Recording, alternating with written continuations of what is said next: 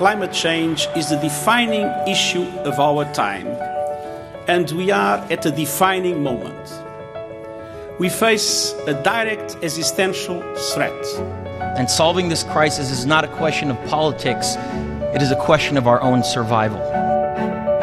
It is mankind and his activities which are changing the environment of our planet in damaging and dangerous ways. Our house is still on fire. And we do not have a moment to waste anymore on fighting climate change.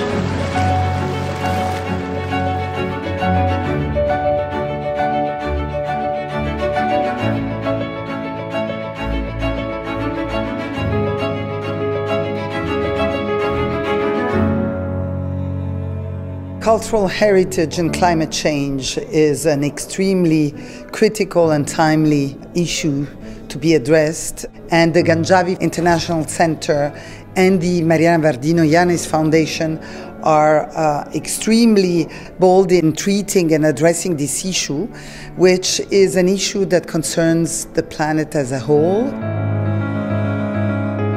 We are gathered here today to address this problem in our setting that the Nizami Ganjavi International Center has been providing for years, for addressing problems that are common to humanity and for us to discuss them in a friendly atmosphere of mutual respect and understanding.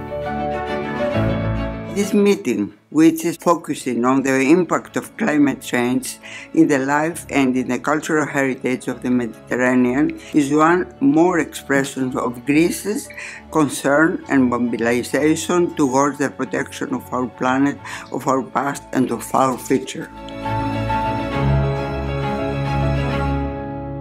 The last few years have been the hottest ever recorded. Sea levels are the highest in human history. Ice caps are receding and deserts are expanding. Our ecosystems are facing unprecedented threats, and on a daily basis we see distinction of new species. Climate-related natural disasters are becoming more frequent, more deadly and more destructive.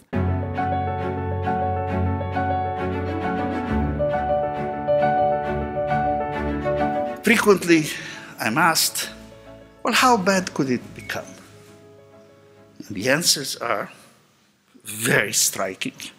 Leaving aside the forest fires and the heat and so on we talked about, if all the ice on Greenland were to melt, then the sea level would rise by 6 meters.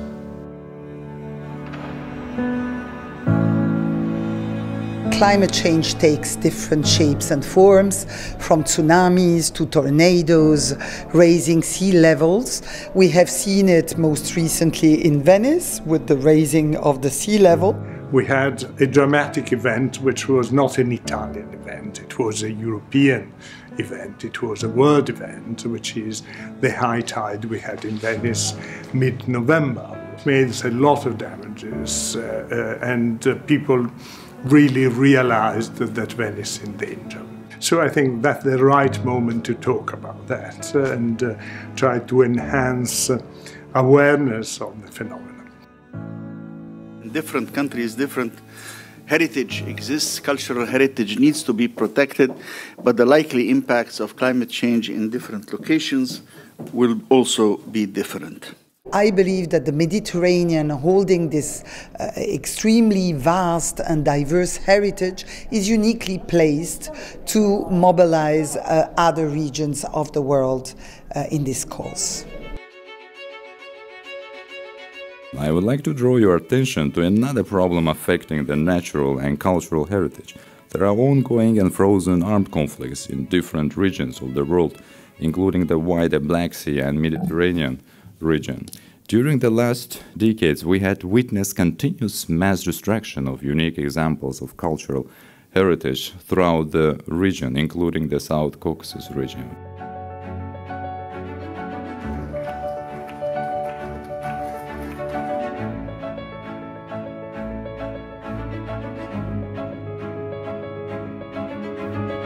All of this with the global warming and a lot of it's a hoax. It's a hoax. I mean, it's a money-making industry, okay? If there's one area the world needs our leadership, it is on protecting our climate. The climate crisis.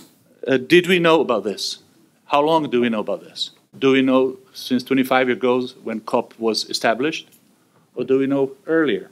The need to control emissions of carbon dioxide, the major contributor, apart from water vapor, to the greenhouse effect. The President of the United States is campaigning today by saying Trump is digging coal. But Maggie Thatcher, in the 80s, 40 years ago, was telling to British miners, you have no future. To dig coal has no future. And we're going to help you. We're going to bring education. We're going to help all of you get a new horizon. But you need to understand. So we need a kind of a, first of all, honest politicians. There is a lack of the leaders with a long-term vision. This is the consequence of the current way of democracy where all leaders are thinking just about the 4 years and what are the benefits for them to be re-elected. Unfortunately, they don't see the climate change and the fight against that like main issue, the main source of being re-elected again. And because of that, events like this, where you have everyday pressure on the key decision makers, is extremely significant and important. And that's the reason why I really support this NGIC activity, especially on the climate change.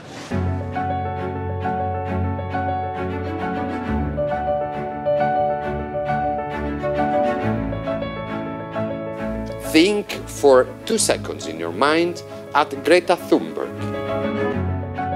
In the nature system, emptiness doesn't exist. If there is emptiness, there is something else that replaces that emptiness. This is Greta Thunberg, that we have all to thank for the words that she remembers us.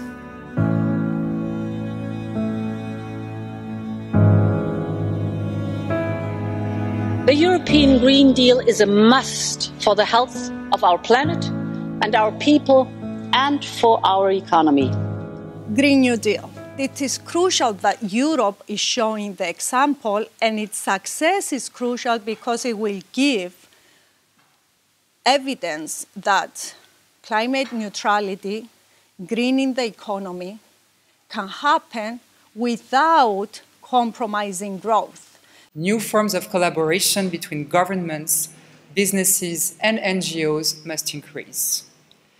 Only public-private partnerships will be able to sustain, both financially and with the right educational tools, the necessary research and innovative solutions to fight climate change. I'm here as a businesswoman and as an entrepreneur. It's very nice for me to be here because not only am I able to speak, but I'm able as well to meet with some people, to create connection, maybe partnerships.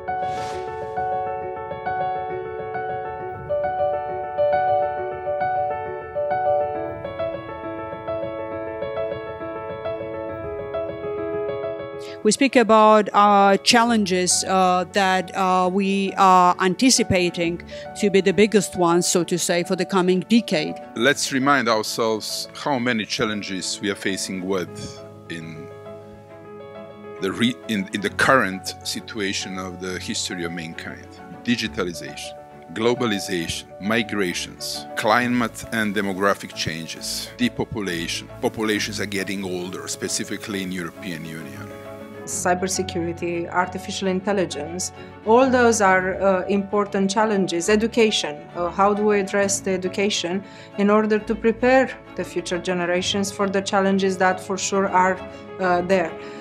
And the challenge of what type of leaders are we going to have? Do we have the political will and do we have the leadership in Europe to understand that these problems have to be dealt with in an open and clear way? Taking responsibility is not necessarily only conducting your own agenda on your own soil.